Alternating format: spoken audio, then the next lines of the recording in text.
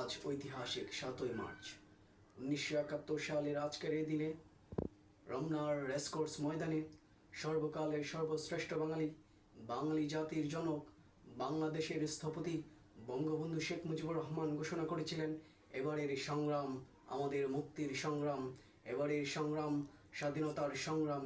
সেই থেকে স্বাধীনতা শব্দটি আমাদের আজকের এই দিনে দাঁড়িয়ে তাকে শ্রদ্ধার সাথে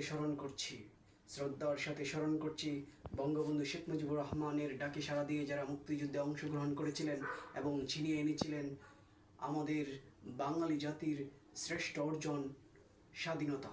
শ্রদ্ধার সাথে স্মরণ করি ৩০ লক্ষ শহীদ, ২ লক্ষ মা বোনদের শ্রদ্ধার সাথে স্মরণ করছি বাংলাদেশের গণতান্ত্রিক সকল আন্দোলনে যারা শহীদ হয়েছেন এবং বাংলাদেশের আজকের প্রেক্ষাপটে দাঁড়িয়ে যারা বঙ্গবন্ধু শেখ মুজিবুর রহমানের কন্যাকে স্বদেশের মাটিতে ফিরিয়ে আনার সংগ্রামে ঐক্যবদ্ধভাবে লড়াইয়ের চালিয়ে যাচ্ছি, তাদের সাথে কাঁধে কাঁধ মিলে লড়াই চালিয়ে যাওয়ার শপথ নিচ্ছি।